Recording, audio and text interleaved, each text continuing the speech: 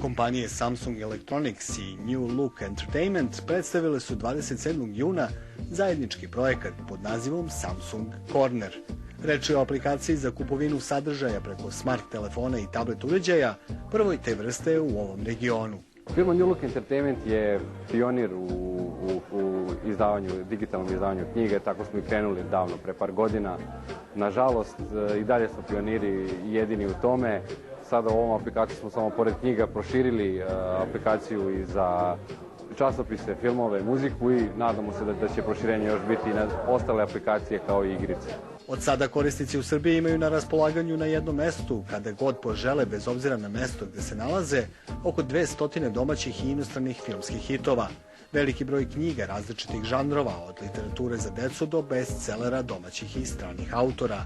Oko 5000 muzičkih numera, preko 20 domaćih magazina, kao i popularni strip Edith i ja.